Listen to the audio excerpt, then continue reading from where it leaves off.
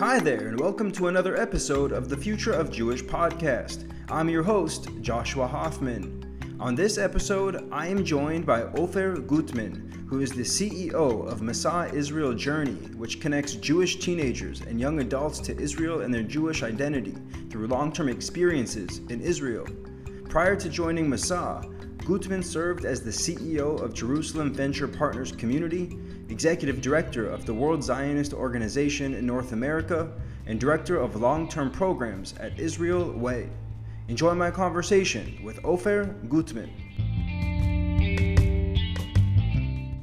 Ofer, thank you so much for taking the time to speak to me today. I'm really looking forward to our conversation. But before we get started into what you're up to today with the great work that you and Masa are doing, why don't you give us a peek behind the curtain of where you came from, basically your whole bio in a few sentences if you can. Wow. First of all, Josh, thank you. Thank you for inviting me. It's a pleasure to be here. You can detect from my accent that I'm an Israeli, born and raised in Israel. I live here now as well. I would say I grew up in the north of Israel. It's a small place called Tivon. I don't know if a lot of people heard about it. It's in the Lower Galilee. I had a regular Israeli childhood. I went to the army. I served in the IDF and the battleship, and I was on a battleship in the Navy. And after that, I went to study to be a Jewish lawyer, because that's what Israel needs, another Jewish lawyer. But I have a Jewish mother, so being a doctor was too hard, that path. So I chose the easy way. So I'm a lawyer, but I'm not practicing it. I almost never did. And very soon in my career, I realized that this is not something I wanna do. I realized that by exploring things that I said to myself, that's not for me. I did a lot of internships, which I totally, I think every person needs to do, because for me, these internships made me understand that that's not my path in life. I did in criminal law, I did in business law, I did even in tax law. I even remember one time that I saw all the lawyers in that office that I interned in. They had this spark in their eyes in that meeting, that they thought they found a loophole in the tax law. And I looked in myself and I said, I would never will have that spark in my eye for this issue, which is fine for them, just not for me. But I finished it, and I actually was happy about in Israel, you need to do a year of stage before you do the bar exam.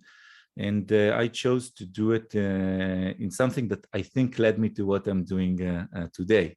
I worked in the Israel Religious Action Center, helping new Olim with their legal issue. It's an NGO that's connected to the Israel Reform Movement, and that was my first time that I actually was exposed to like a bit Judaism outside of Israel, new Olim from different backgrounds, that they came here, and I realized that I love what I do, but I hate the law part of it. I love the stories, and I loved connecting to the people and helping them, but I didn't like the law part. So I changed my career, and I was very lucky that I was offered later in my after that to go to Shlichut, to be an emissary, to represent I was working for the Jewish Agency and the World Zionist Organization, and I was stationed in New York. So I spent there 4 years of my life, and it changed who I am, from a very Tzabres Israeli. I'm a third generation in Israel. My grandparents were pioneers, came in the 20s and 30s, were like established kibbutzim here in Moshavim, and so I was very much connected to an Israeli aspect of it.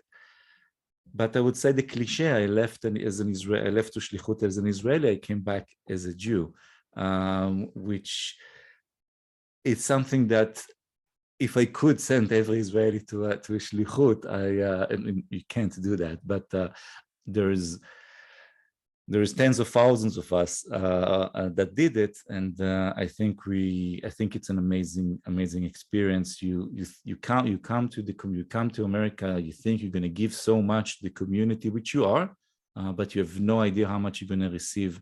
You're going to receive back, and I felt I received a lot. So I can talk more about that, but if you want to jump forward, so since then I've been working in the Jewish Israel world.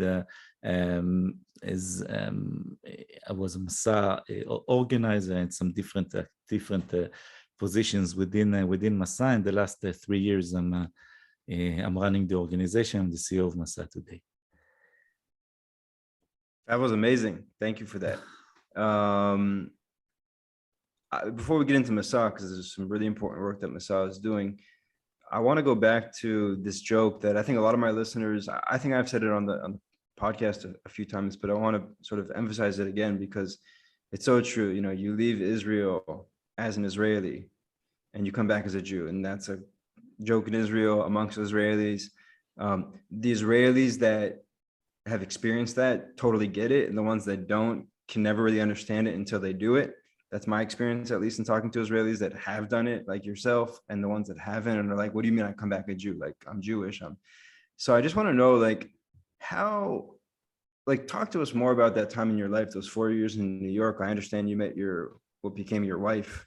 We can talk about that as well. But talk to me, like, just on the professional side of Judaism and the Jewish world, the Jewish professional world, and obviously Israel, because the reason I ask you is, you know, a lot of, I think, Israelis and diaspora Jews don't understand each other, right? And so we know that programs like Taglit and Masa, Birthright and Masa, you know, are designed to bring young people mainly to Israel to experience Israel and Israeli culture and society and stuff like that. But as far as I'm concerned, we should have the same sort of program at the same scale. I know we have the Jewish Agency doing the emissaries, but it's not at the same scale as Masa and Taglit. And I'm just wondering, you know, if you were to design a program based on your experience, those 4 years in New York, where Israelis were going around the world, Europe, US, Australia, etc., you know, what would you want them to get out of that based on how you experienced living abroad? It's a great question. I will start with some aspects of my experience there. I was in a very unique position, which I didn't work with a specific movement or a sector in the Jewish world. I was a representative who worked with on college campuses. I've spoken about like 50 different campuses across America, and I worked with different organizations. So I remember a month that the first Shabbat I spent with Bnei Akiva, Orthodox youth movement, doing Shabbat with their students. The next Shabbat I was with the Reform rabbis, doing a Shabbat with their leadership, and the third Shabbat I was with Habonim Dror in a camp with their Bogrim, Zionist youth, left socialist youth movement.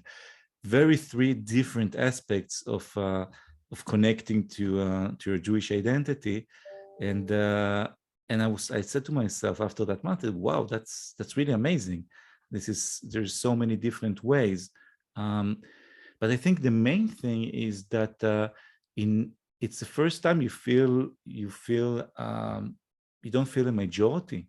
You don't feel that the place belongs, like you are the place. You are a guest or a minority in that country, and everything you decide to do or not to do in your Jewish identity, it's up to what you decide to do. No one else is going to decide for you. In Israel, you can, like, even if you don't fast in Yom Kippur, you feel Yom Kippur because there isn't any like all the country feels Yom Kippur. Not just Yom Kippur.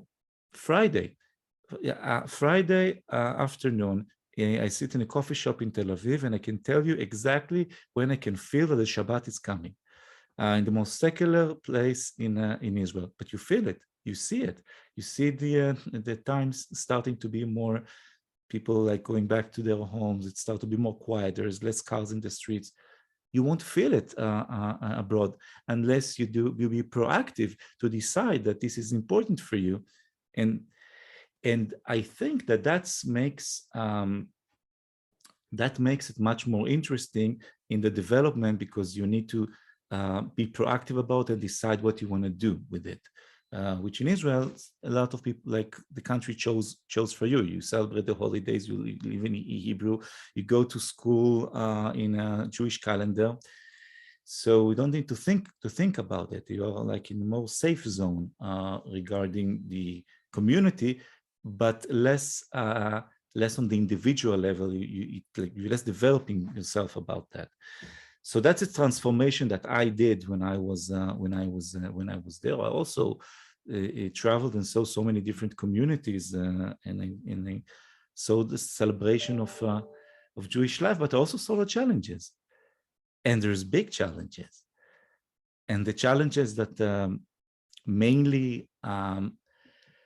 Well, it's easy for me to say, I'm coming from Israel and representing Israel, that Israel is the solution for it. And I'm not trying to say that Israel is the only solution or Israel is all over, but I think the centrality of Israel, or have Israel, a connection to Israel, part of your Jewish identity while you are in America or anywhere else in the world, is really a good tool to for continuation of Jewish life.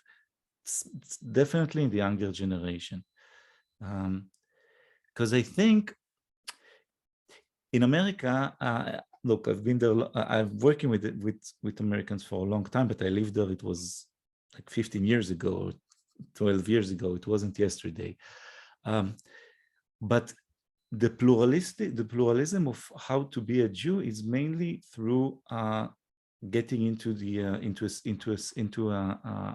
synagogue, and it doesn't matter which synagogue you go: Orthodox, Conservative, Reform, Constructionist, Humanistic, Alternative, many options. But in a way, for a lot of years, that was your path to connect to your Jewish identity. But you see that the younger generation today, a lot of them are less connected to their religion. Not just the Jews, also young others in LA or New York, or especially East-West Coast in the big cities. And I think that Israel, in the connection to Israel, is bringing in a different alternative of, I can be connected to my Jewish identity, even if the organized activities that happened throughout my childhood, if I went to Hebrew school, most of the time I didn't like it. If I went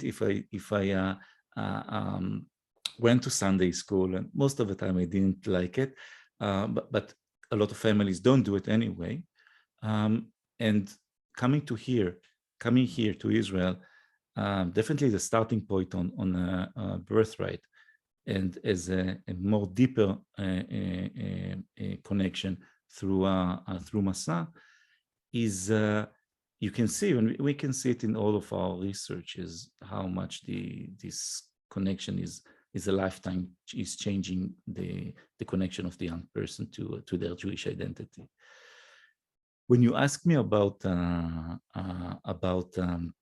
what would I do to connect Israelis to it, it's not realistic to send all of Israel abroad for a trip.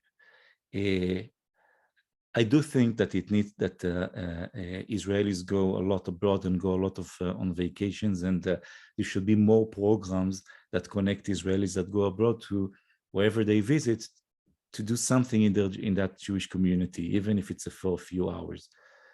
But I do think, and I see it because we work with that a lot in Masa,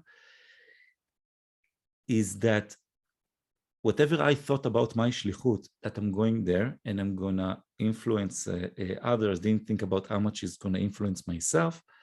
When the Masa people, the Masa participants, the Masa fellows come here, we mainly think about what is gonna change, how it's gonna change them.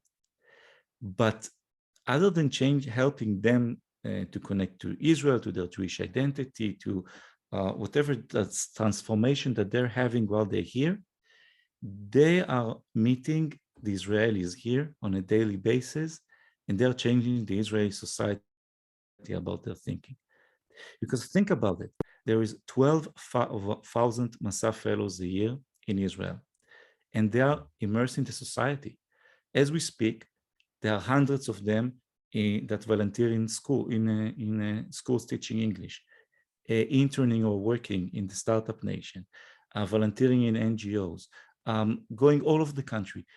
Every one of them are interacting on a daily basis with a lot of Israelis. Some of them also date Israelis. They're living in neighborhoods that their neighbors are Israelis that host them to Shabbat dinners and holidays. So they're bringing their story and their identity and from where they are to the Israelis. And some of them take it, like they really tell their story and influence. Some of them are less, but we are really working on them to, like, you're not just coming, you're an ambassador to your community while you are in Israel, and to your story and to your history, and share it, because we are the two sides of the same coin, and we need to know one another, and it's working. They're doing grassroots influence on the people they meet.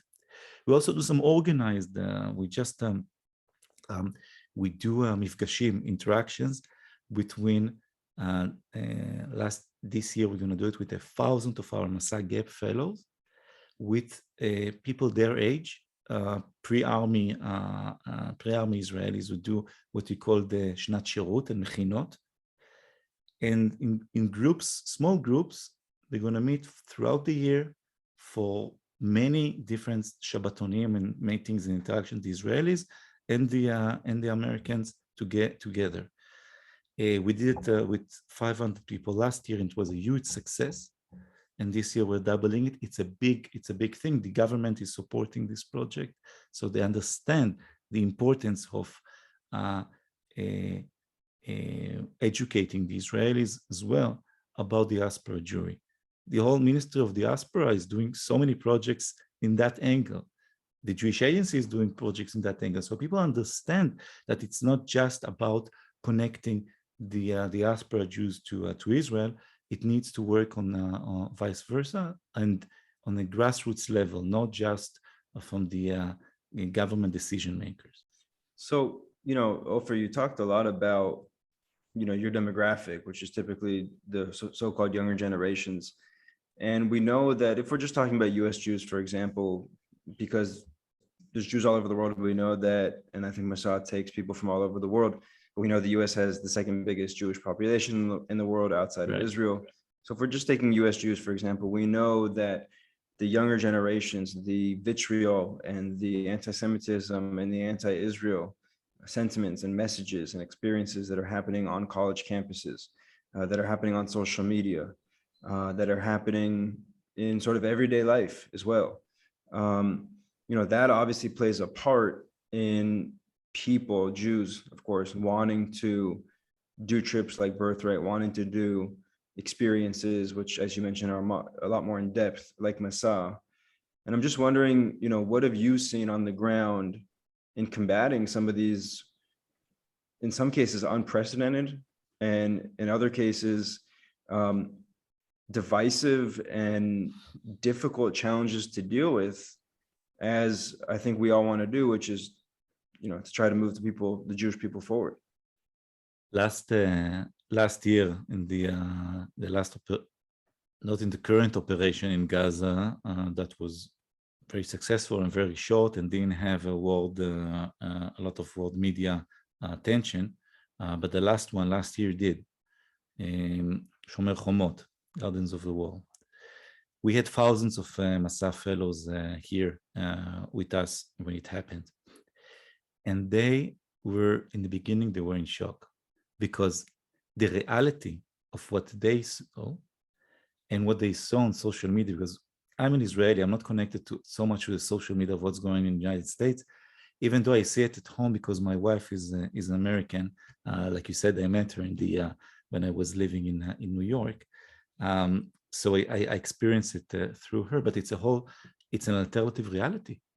So our fellows that were here, they experienced one thing. They saw that there were rockets falling on them, sending in here.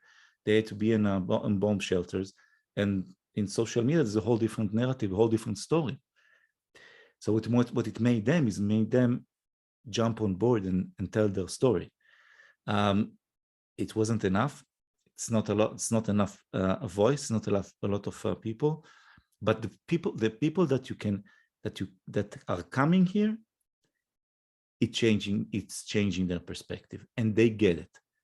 They get, like you said, that because I spent time in the US, I get more what it is to be Jew outside of Israel, unlike Israelis that didn't. When they spend time here, they get it. So our purpose, if you bring more and more young people, especially after high school, to do a gap year here, and then when they return, you're talking about college campuses. When they go to college campuses and they experience it, they have the tools to handle it. And it's not the tools of what I teach them.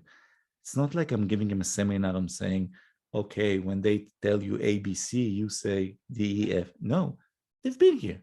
They see it. They have their own, they live it like locals here, and they have, the problem here is not about information. It's about the fact that they experience it and they see it from the first hand of how much the reality that is shown is not the reality that they've lived here. And I think, and I see it, they are becoming the most activists for Israel on campus. They are the ones who have who will stand up to professors who will say like a fact about Israel that they would say, I'm sorry, I've been there, I saw it, it's not like that. And if we will bring more of them here, it will change also the way that Israel is perceived on college campuses. Yeah, that makes a lot of sense. I want to ask you something. There's a lot of literature that's been written recently about this concept of the new Jew versus the old Jew. I'm not talking about Gurry-Alfi's series, by the way. I'm talking about actually literature that goes back hundreds of years, where, the old Jew is the Jew that probably originated in the ghetto, sort of keeps to himself, keeps to his community, is proud internally to be Jewish, but is not forthcoming in demonstrating his pride, outside of sort of the Jewish communities. And then Israel comes along, the state of Israel, of course. And, you talked about you being a third generation Israeli and, your grandparents, really building this country literally with their hands. That created the new Jew. And the new Jew was effectively the Israeli, which is, we look good, we sound good, we are good, we're strong militarily, we're strong intellectually, we're strong academically, and we're not afraid to be proud of that, both amongst Jews and amongst the greater world. And so when you talk about, being an Israeli and the pride that you have, obviously, and what you did, taking that to New York and then coming back to Israel and now running this phenomenal organization, I feel like, you being an Israeli, it's inherently in your so-called DNA, to know how to talk the talk and walk the walk, if that makes sense. I'm wondering, again, just in your experiences, I'm born and raised in Los Angeles. I was definitely the old Jew growing up in Los Angeles.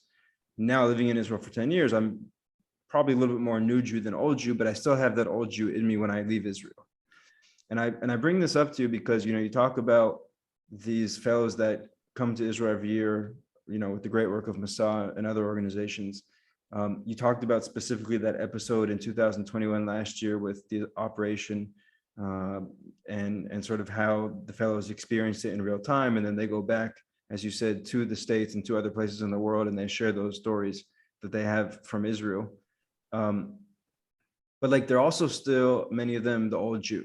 And especially when they go back to the quote unquote old Jewish environment, like I'm still wondering, you know, talking I among friends, Jewish friends, and saying, hey, this is what I experienced, that's one thing. But like being on a college campus and having to deal with, you know, sort of the greater community, if you will, is a tall task that Israelis, we know, probably have no problem doing that. But sort of people that come from abroad in the diaspora and, you know, maybe get a little bit of that new Jew taste in Israel, but still hold on to that old Jew personality, if you will. I'm just wondering, as I describe that dichotomy, like what comes to mind?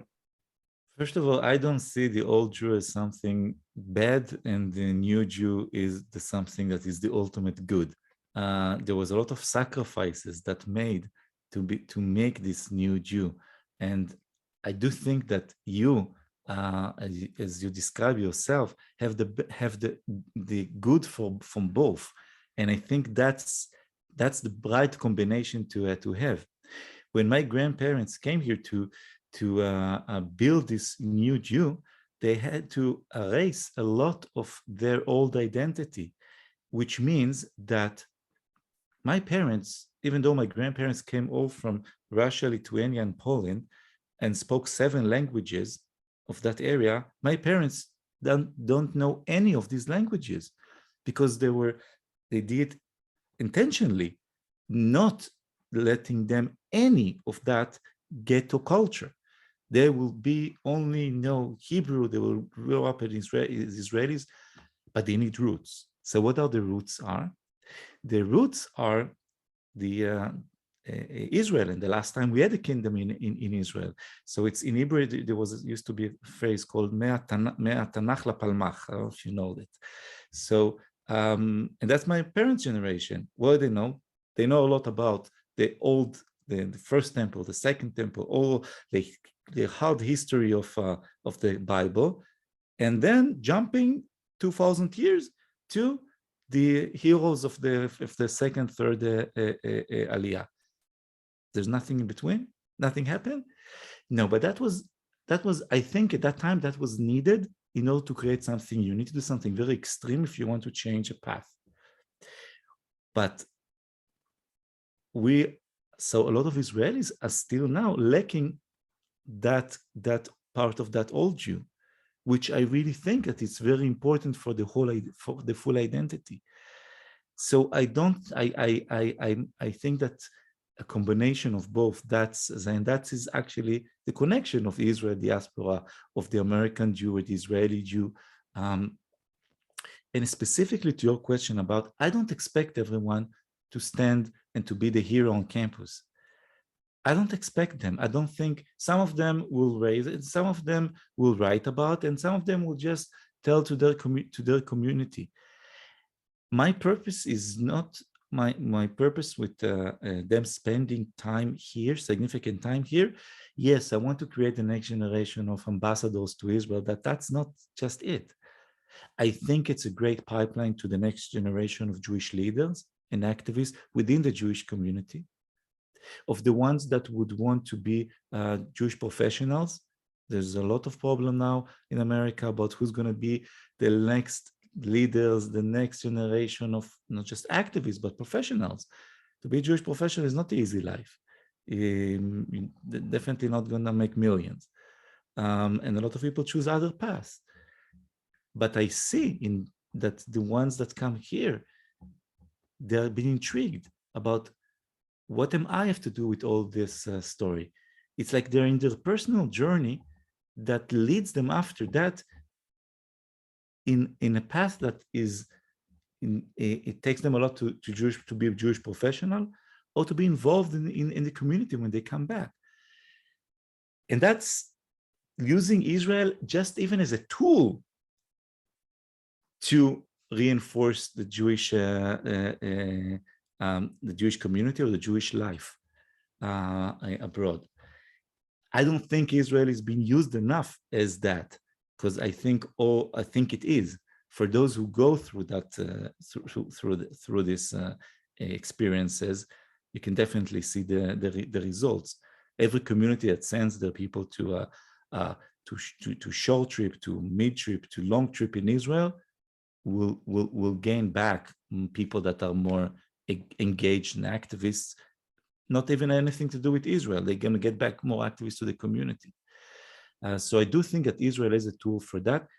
And I don't expect all of them to be just a big cheerleaders for an activist for Israel wherever they are. So you talked about a lot of things there that are really interesting, but one of the things, you talked about being a Jewish professional and who's going to be the next generation. We know actually in Israel, the Jewish professionals like yourself are actually quite young, I would say, relative to in the United States and Europe, and even places like Australia, where the so-called leaders of these organizations are not that young, relatively speaking. That's an issue. The other issue is that, we call it in the professional Jewish word follow-up, which means, okay, so somebody comes on a 6-month Masa program. Great. What's next? And we know that a lot of organizations in the Jewish world sort of try to stay in their lane, meaning, listen, it's my job. Let's use Birthright as an example. I've heard from people that work within Birthright. I've heard from other people that have some knowledge there, that by and large, the folks that are on Birthright say that it's their job to bring people to Israel for 10 days. Once they do that, that's it. And okay, yeah, that's fine. On one hand, you raise a budget and you operate that budget according to what your core purpose is. I get that. That's fine. But that doesn't mean that you have to do the follow-up. It might mean that, you outsource that, so to speak, or you partner and you create relationships and you create fluidity between multiple organizations working together before, during, and after. Because I also imagine that, follow-up is only the second part. The first part is actually what happens before Birthright, before Masa, and before Hillel. One of the things that I talked to Adam Lehman, the CEO of Hillel, about in a private conversation is, this idea that people are going to walk on campus at the age of 18 and all of a sudden they're going to, break down the walls and the doors of the local Hillel is, in a good way, by the way, is kind of a joke, if I'm being honest. I mean, people should be going to college in America, for example, and with a rich understanding and interest and excitement about Hillel, not, hey, we'll talk to you when you're 18 and you're about to be a student on campus.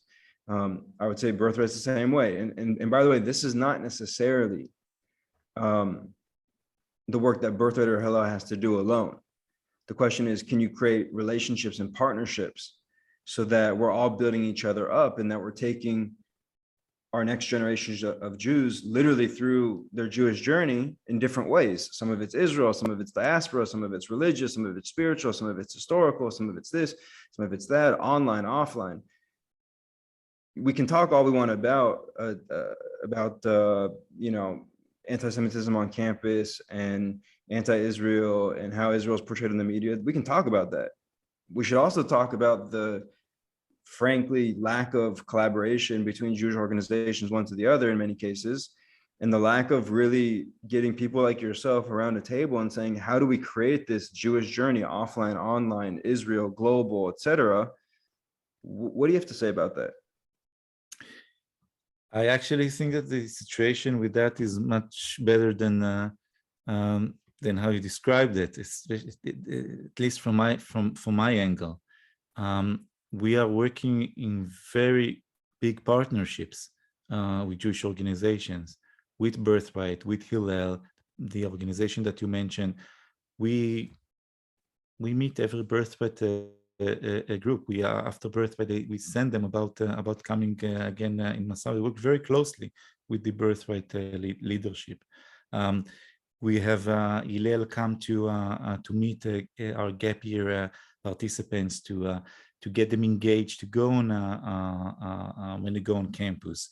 We work with the shlichim of the Jewish energy that are sent to Hillel to work with the Masa fellow alumni that are coming on campus.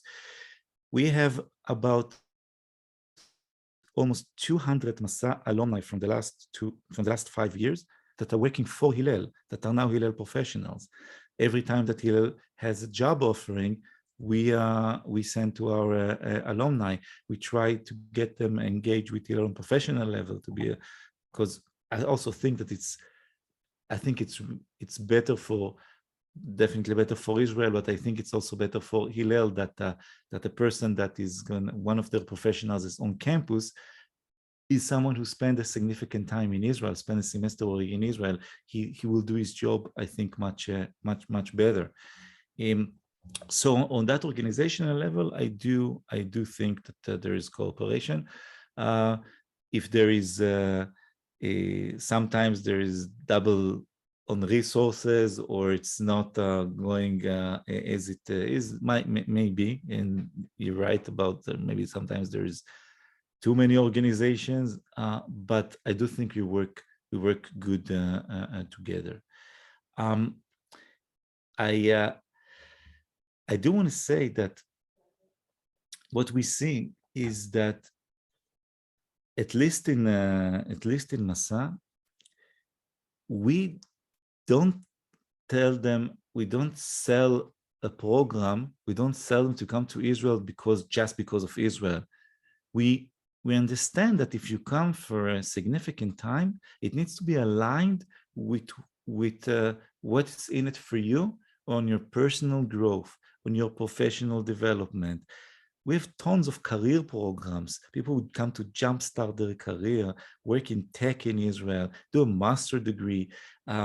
So they are, and a lot of them actually, because it's not Israel first, or it's not, I'm coming to connect to my Jewish identity, but I'm coming because it's a good internship for me, or I'm coming because that master degree is cheaper in Tel Aviv than in New York, or I'm coming because you found me a great job in tech for a year. A lot of them are really not engaged with their Jewish identity before coming. They are, I would say, the least connected, and this one experience makes that the huge transformational for them, because they're starting as the least engaged and they are ending as one of the most engaged. So if you talk about alumni engagement, my purpose is not to have a Masa chapter every place in the world or in every community and have alumni events for them. I want them to be re-engaged in the community. Having said that, we do invest a lot in alumni. We do activities, seminars, workshop, conferences, leadership activities. We invest in our alumni. We try to give them opportunity for their professional development, for their connection to their Jewish community, and also we're launching also soon something. I never told anywhere. You're the first one. We're launching something for our alumni that is to find your Jewish job, and or find or work in an Israeli company abroad, and all the relevant Jewish jobs and all the relevant Israeli jobs around the world will be in one place that we will offer it to our alumni. It's important for us that the journey will continue. It's their Israel connection journey. It's their Jewish journey. We did this.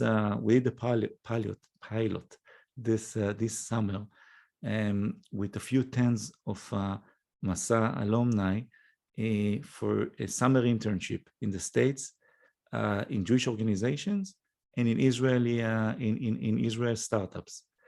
Because think about Jewish organization, it makes sense. Okay, like you understand. I talked about it a lot about why Israel startups in New York. Why do they need to do internship there? It's such a beneficial for both sides. Beneficial because they spend a significant time in Israel. They know more about working with Israelis, the culture, the atmosphere and Israeli startups in New York or have a lot of Israeli working in them, or have the Israeli culture already because they have the headquarters in Israel. So they can give a lot, bring a lot from being like the American that knows the American, like speaks American and talk the American, but also understand the Israeli culture. I actually always say that the best company is a company that's combined with from Israelis and Americans. Americans are amazing in organization, thinking, developing, thinking ahead, structuring, but not so good at last minute changes. Israelis, not so good in planning, not so good in long-term thinking, but we are the best, I think, in last minute changing. That's why the startup nation. Startups are like last minute. Everything needs to be all last minute or to change. Everyone, their job description change every day. One day you do X, the other day you do also Y, the next day you do Z. So the combination of these two sides of the ocean, it's a powerful thing. And I think it's also the combination of these two communities, these two Jewish communities. That's why I said there are two sides of the coin.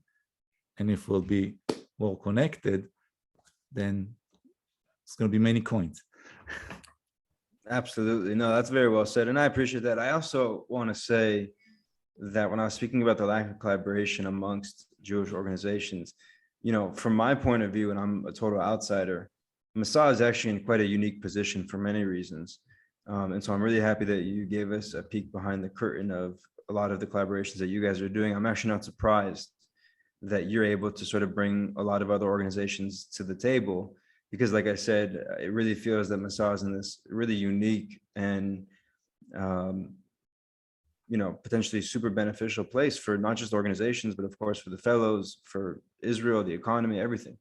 I want to get to Masa because you guys are actually doing some really, really cool work. I've known Masa for as long as I've been in Israel, which is 10 years. I never did Masa personally, but I've seen that this organization has gone through a tremendous evolution just in the last 10 years. I'm just curious, Ofer, if you can share with us, some of the things that you've seen. You've been with the organization for a decent amount of time now. How have you described the evolution of the organization? And also, can you give us maybe a preview of what's to come in the next few years? So I would say that the first stage was to get, because the concept of long-term programming was not invented 18 years ago. Masa just celebrated 18 years. There was programs like Kibbutz Ulpan or study abroad for years before, but they were not connected to each other. They didn't know about each other. There was no standardization on anything, and there was no funding coming into it. So the first stage was about that, to collect all the programs that are under that criteria, puts grants and scholarships into it, and do a categorization that auditing the programs, make sure that there is a standard. And then started the issue about develop new programs. And I think one of the big things that Masa did is opening all the what we call today kind of post-college career programs. They were not existed before. People came to what we call gap year before high school, after high school, before college, and some programs for study abroad. But all of these people that are 21, 23, 25, they didn't come and didn't have options. And this was a big thing that Masa did in its second stage. I think where we are in the last few years is first of all that we understand that the journey starts within the person, and that we need to market the product of what it is for them before Israel or whatever other things we want. We're not hiding Israel. For some clients, it's Israel first. For others, it's the product first. It's what is they're doing, and it's if it's in Israel, maybe it's a plus, maybe it's okay. But of course, if it will be a negative, they're probably not going to come, or maybe they will come, and some of them do because because the product was the offering was so great. I'm happy that when I meet recently I met one of our Masa Israel teacher fellows, and I asked her, why did you choose to come to the program? And she said, I wanted to teach English abroad. I looked online. I saw teaching in Korea. I saw in Vietnam. I looked at the offerings. And what you guys are offering was much, much, much better regarding the program, the settings, the everything. So with this, it's a big win because she didn't say, I want to come to Israel and I'll find a program to come to Israel. She was just wanted to advance her career as an English teacher and experience an international experience abroad. And our offering was the best. And I think that's where we are regarding, we want to make sure that you're not just talking about you come to Israel because you want you to be in Israel. You want that our programs, our products will be the best offerings that they can have compared to your alternative. And your alternative will be or to go somewhere else internationally, or not just to continue your domestic life and not doing this. Another thing is about, and I think what we took in the last few years is about the concept of a global Jewish community. When we ask in the surveys in the end of the program, a lot of people, which is of course, I think it's not surprising that they'll say that they have a strong connection to Israelis. They met a lot of Israelis on the program, they have a strong connection to Israelis. Great. But what is more surprising, that they say that they have a strong connection with other Jews from around the world. That in the program, they met, in this experience, they met people from other communities, other countries, and they're still friends with them.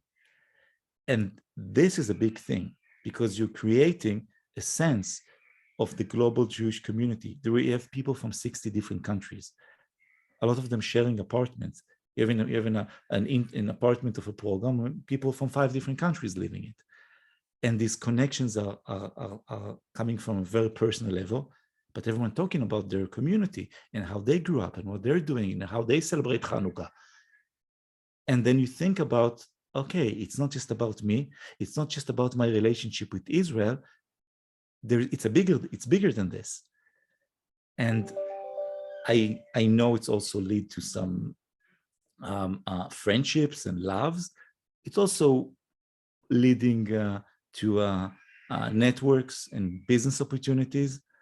And I think this is amazing. And we are doing a lot of events to bring this Masa community together when they are in Israel. A lot of different events that it's not just me in my program. I'm part of a bigger thing. COVID.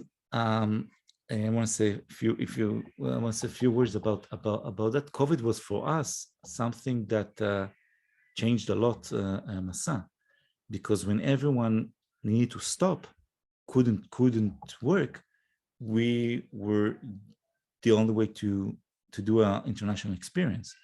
Definitely in Israel, and in some places even like volunteer or study abroad, other places in the world shut down.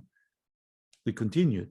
We got to, because we are connected to we are founded by the Jewish agency in the government. We are really high connected to the different ministries and the prime minister's office and to everyone that needs that.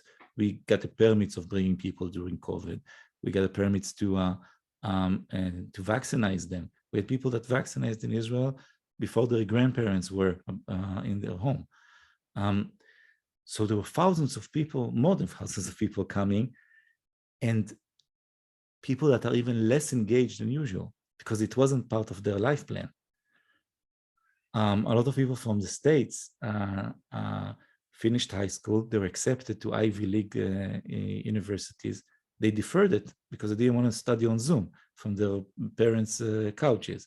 And they came to Masa.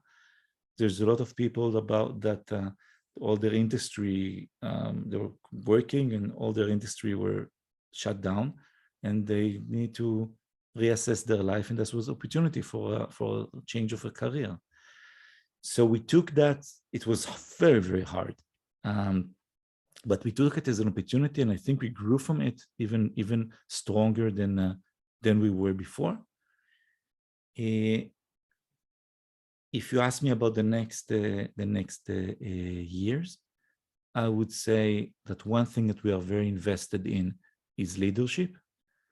We have a leadership and impact center that's doing a lot of activities to our fellows and alumni, and great, unbelievable seminars that we're doing with Harvard and with the Kansas Leadership Center.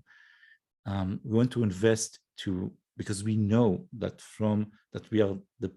that there's a huge potential of pipeline for leaders in the Jewish community, and as like I said, as Jewish professionals and activists.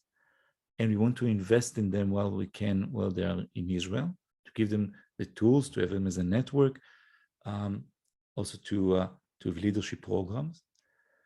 So that's one thing. And the second thing is starting younger.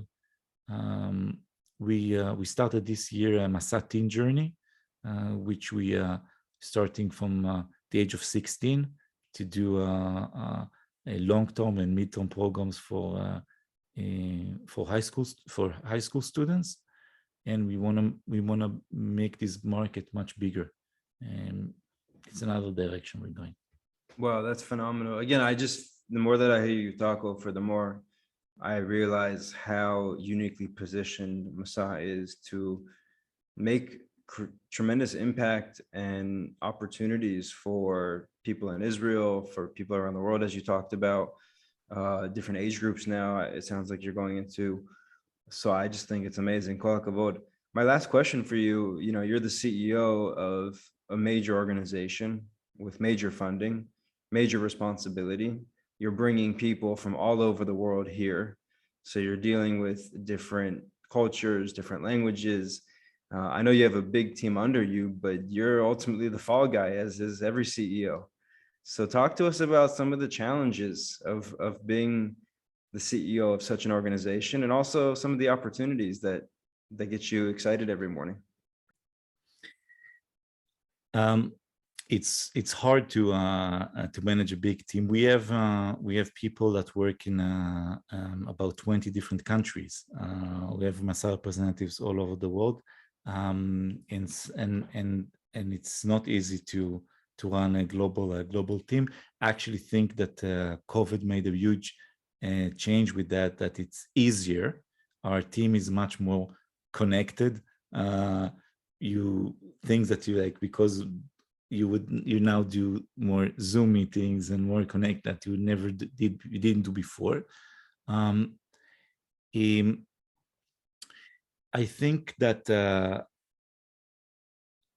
there is a really great opportunity when, like, not opportunity, you said, well, when what sparks me, like what motivates me, and when I see the people, and when I see the results, and when I talk to the fellows, when I talk to them and see the motivations of why they came, what they're doing here, the ones who stay, the ones who go back, and what they do after, that's the best motivation to have. And I do really think that everyone that works in Masa feels that they are on shlichut, feel that they're on a mission. It's the first thing that I would say the hardest for organization is to connect their team to motivate their workers towards a mission, a cause. And some companies, they can have a great shoe store, they can be great business, but there is no mission that it's hard to connect to a mission. And I think what we see, like, people who come to work for Masa are connected to that big dream and that cause of what we're doing. And what I see is that, and I think what makes me feel even greater about that, it is not just the educators and the marketers. You don't need to choose to work for Masa. But when you see the people, even when they didn't come with that ideology or that connection, because they came to work in finance, or in organizing events, and you see how they get into it, and they fell in love with the mission, understand they are part of something big, that doing huge change in the Jewish world. And that's the best that you can have as a leading the organization, that people will believe in what they do and want to wake up in the morning because they know they're doing something meaningful. And I think we're doing something meaningful, and all of the people that are in Masa ecosystem it's not just about the Masa team. It's a lot of companies and organizations that operate Masa programs. I know all of this ecosystem, it's amazing people that really feel proud in what they do and feel they're making a change. And this is, I would say, this is the best blessing that they can have. Ofer, wow, this has been a very enjoyable conversation. I'm sure not just for me, but also for the listeners. So thank you so much for taking the time. I know you're a busy guy, and best of luck. Keep going. Thank you very much. It was a pleasure. It was great. I hope they enjoyed. I enjoyed talking to you, Joshua, and I'm happy to meet you for a coffee. If you are in Israel and I'm in Israel, it's definitely should be done. And good luck in all the amazing things that you're doing.